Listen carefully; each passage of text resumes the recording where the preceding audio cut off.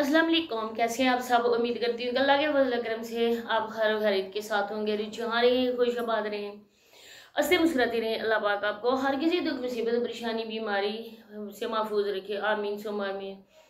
देखें कि माँ बाप अपनी औलाद के लिए क्या नहीं करते हैं, उनको पाल पोस कर जवान करते हैं, अपनी इस्तात के मुताबिक उनको तालीम और तरबियत भी देते हैं, फिर अपने बच्चों का वो घर बनाते हैं। इवन कि वो अपने बच्चों को उनके कदम पे खड़ा करके ना तो इस दुनिया से जाते हैं। लेकिन औलाद अपने माँ बाप के लिए क्या करती है? जिंदगी में ना ही उनकी खिदमत करती है, अपने ही तनाज़ों में, बस अपनी अना में माँ बाप कौन है क्या है, बस उन्होंने हमें पैदा कर दिया, हमें खिला पिला के जवान कर दिया, अपने अपने घरों का कर दिया। अब हमारा कोई फर्ज नहीं है, जिनके पास रहते हैं वो उनको खाना दें, उनकी खिदमत करें, उनका हक है, लेकिन बाकी कुछ भी नहीं है। बहुत ज़्यादा दुख हुआ मुझे कल, जो नसीमा आंटी के अब्बू हैं उनके मतलब जानकर बहुत ज़्यादा दुख हुआ। अल्लाह पाक उनको ज़िंदगी सेहत दे। तो मैंने सोचा कि मैं इस टॉपिक पे लाजमी बात करूँगी कि आजकल इंसान किस हद तक औलाद के लिए मजबूर हो जाता है।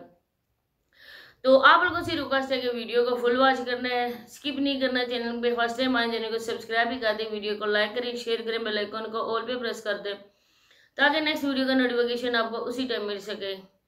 तो देखें जी कि बेचारा नदीम भाई जो है ना, उसकी पहले किस्मत क्या थी, अपनी जो भी उसकी ज़िंदगी की जीवन साथी थी, बच्चे 3 पैदा करके, तब उसको पता चला कि मेरा हस्बैंड अच्छा नहीं है। जब उसको वो सांड मिला तब नदीम भाई में कीड़े नजर आने लगे। पहले वही नदीम भाई था जिसको उसने अपनी पूरी दिल की रजामंदी के साथ कबूल किया था, कबूल किया ही था, उसको एक्सेप्ट किया था, तो उसके 3 बच्चे उसने पैदा किए ना। लेकिन उस टाइम तक सांड उसकी ज़िंदगी में नहीं था। जब ये सांड आया, इसने इतनी ज़्यादा आग लगाई घरों में कि 3 बच्चों को भी छोड़ा। शोर को तो छोड़ा ही जाता है, लेकिन बच्चों को छोड़ते वक्त ना माँ का दिल काम जाता है। पता नहीं किस दिल से वो मजबूरी के तहत माएँ जो है ना, वो जब ससुराल वाले उनके बच्चे छीन लेते हैं तो वो चली जाती हैं। लेकिन दुनिया में वाहिद ऐसी माँ है ना जिसने अपने बच्चों को बाखुशी छोड़ा, सिर्फ अपनी हवस के लिए अपने बच्चों को छोड़ के आई। इसके बाद कुछ घरों में उस सांड ने आग लगा के तबाह बर्बाद कर दिए। जो कुछ बाकी रह गया था वो सोनिया और वसीम की कर्म नवाजी की वजह से तबाह बर्बाद हो गया। पहले तो मैं कहती हूँ कि शादी अपनों में करनी ही नहीं चाहिए। अगर आप लोगों को पता था कि सोनिया जुबान की तेज है, उसकी आदत इस तरह की है, या सोनिया को पता था वसीम अच्छा नहीं है, उसके ऐसे करतूत हैं, तो आप लोगों ने ना ये फैसला करने ही नहीं था। क्योंकि जब औरत की शादी हो जाती है ना तो औरत का हक बनता है कि जैसा भी हो ना, जिस तरह भी हो ना, मैं अपने घर को बचाने के लिए हर हद तक जाऊं, हर कुर्बानी दूं। हमेशा औरत कुर्बानी देती है। ये एक औरत होने के नाते मैं आप लोगों को ये कह रही हूँ ना कि जुगना हमेशा औरत को ही पड़ता है, चाहे खुशी से चाहे मजबूरी से। लेकिन अपना घर बचाने की खातिर औरत को बहुत ही ज़्यादा बर्दाश्त करने पड़ती है। लेकिन सोनिया ने कोई नहीं सोचा, आगे पीछे ये नहीं देखा कि मेरे बूढ़े नाना नानी हैं और कल कल इन पे भी कोई ऐसा वक्त आ सकता है, क्योंकि जो दुनिया में आया उसने एक न एक दिन जाना तो है। तो मेरी माँ किस मुंह से जाएगी? सोनिया ने अपनी माँ से उनकी खिदमत का हक छीना, अपने माँ बाप का।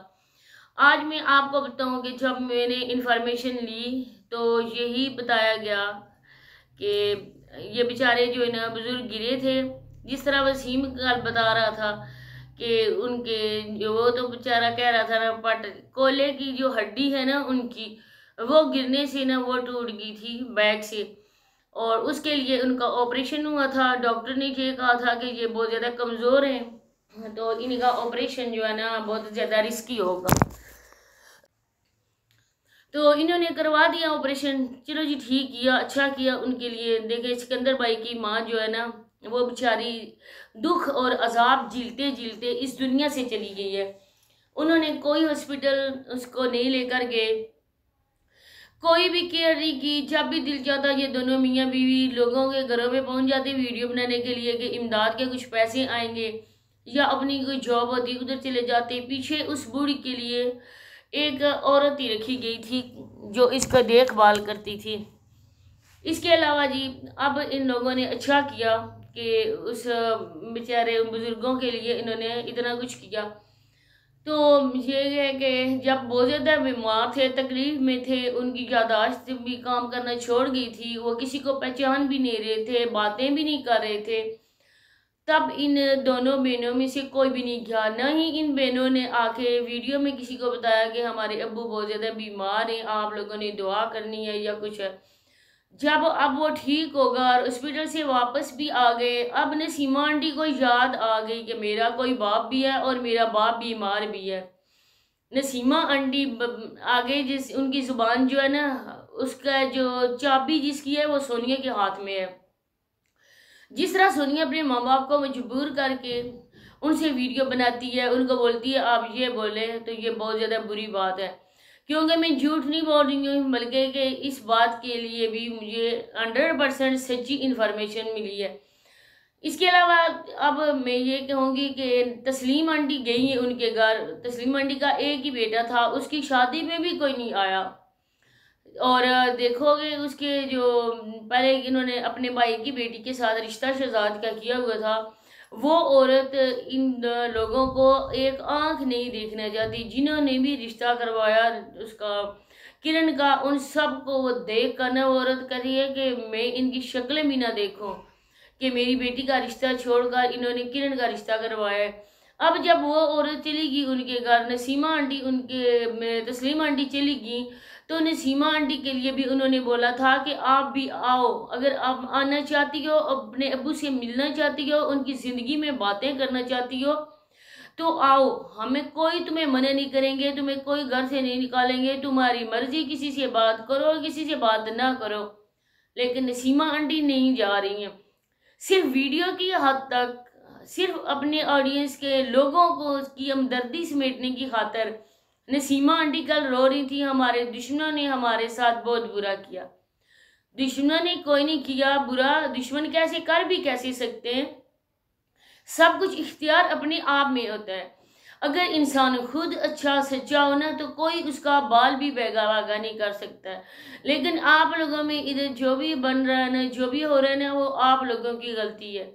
अब अगर आप अपनी बेटी को समझाते ना, उसको आप ज़माने की ऊंच नीच समझाते, आप हकीकी मानों में माँ बाप बनते, तब मैं देखती कि सोनिया अपने घर किस तरह न जाती। अब ये भी बात सच है कि वो लोग आए थे सोनिया को राज़ी करने के लिए। फ़ैरोज़ा भी आई थी, उसका शोहर भी आया था, वसीम भी आया था, सुमेरा भी आई थी। लेकिन सोनिया ने जब गई है तो उसके अब्बू ने दरवाज़ा खोला कि वो बाहर आए हुए। सोनिया ने अब्बू को कहा कि तुम बिल्कुल आप नहीं बात करो, मैं उनसे बात करती हूँ। तो इसने कहा कि मेरी जूती भी नहीं आएगी आप लोगों के घर, आप मुझे राज़ी करने क्यों आए हो। तब उसने उनको अंदर भी आने नहीं दिया। जब उन्होंने वीडियो भी बनाई थी कि हमारी गाड़ी ख़राब हो गई है, आप लोगों के सामने शायद नज़रों से वो वीडियो गुजरी हो, जो आप लोगों ने देखी हो वीडियो, वो वीडियो बिल्कुल सच्ची थी कि वो लोग आए थे। लेकिन सोनिया ने दरवाज़ा बंद कर दिया था, खोला ही नहीं दरवाज़ा और उनको वापस भेज दिया। जो हक बनता है माँ बाप का, हमारे यहाँ फैमिली में भी ऐसा होता है, लड़कियाँ नाराज़ होकर आ भी जाती हैं, लेकिन जब कोई बंदा जाता है ना, तो लड़कियाँ बिल्कुल खामोश होकर ना अपने माँ बाप की तरफ देखती रहती हैं कि माँ बाप जो फैसला करेंगे वो हमें भी कबूल होगा। आप यकीन करें, मैं यहाँ पे किसी को डिग्रेड करने के लिए वीडियो नहीं बना रही हूँ, मैं बिल्कुल सच्ची बेटी आप लोगों को बता रही हूँ कि इससे भी ज़्यादा बातें हो जाती हैं। मर्द ये बोलते हैं फ़ोन पे अपनी बीवी को कि आओ तलाक लो।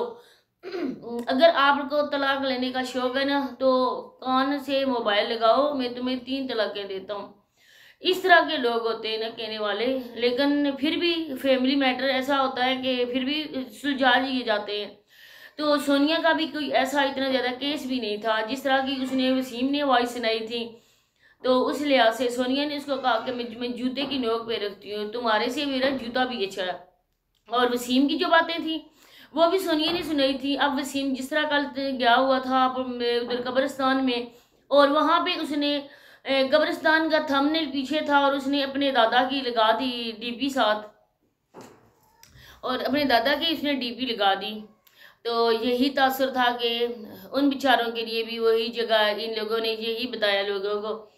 अब अगर वसीम बातें कर रहा था कब्रिस्तान में जाके, कब्रिस्तान को देखकर ये याद आती है या ऐसा होता है या हमारा भी ठिकाना है, अगर आप लोग ऐसी बातें सोचो तो मैं कहती हूँ कि आप लोगों की बरादरी में कोई ऐसा मसला ही ना हो। आप लोग अगर सही हो ना, अगर मुसलमान आप लोग पक्के बनना चाहते हो ना, तो आप लोग ऐसा करो कि अपनी औरतों के हाथ से मोबाइल ले लो, अपनी औरतों को पर्दे में बिठाओ। ये लाइव आना, ये चैनल्स, ये सारा कुछ एक्टिविटीज आप खत्म करवा दो। मर्द बनो, बाहर जाओ, कमाओ और अपनी औरतों को पर्दे में बाइज्जत बैठा कर ना उनको रिज़्क़ हलाल खाओ, कमाओ और उनको भी खिलाओ।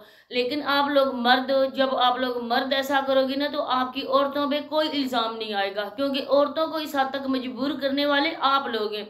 अगर आप लोग कमाते, अपनी औरतों को इस हद तक आवारा और बेपर्दा न करते, तो मेरा ख्याल है आपके सारे घरों में, आपकी सब जो भी थे रिश्ते ना खुशी खुशी एक दूसरे के घरों में आना जाना होता, औरतें अपनी मर्दों के साथ खुशी खुशी रह रही होती। लेकिन आपने खुद अपने पाँव पे कुल्हाड़ी मारी है ना कि औरतों को आप लोगों ने खुद मुख्तार बनाया।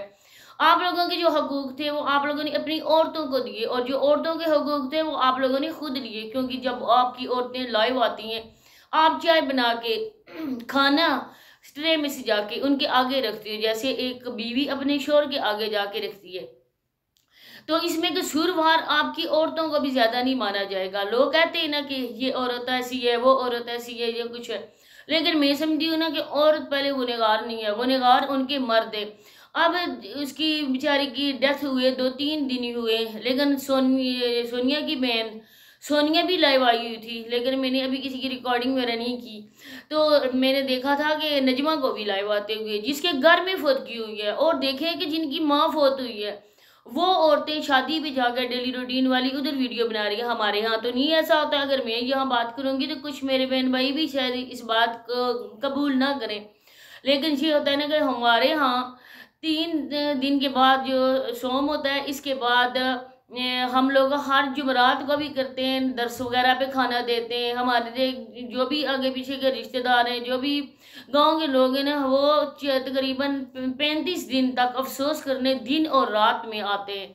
बाकायदा कुर्बान ख्वानी भी रात को होती है, दिन को भी होते हैं। अपने रिश्तेदार जो लड़कियां आती हैं वो कुर्बान ख्वानी भी करती हैं, मर्द भी करते हैं।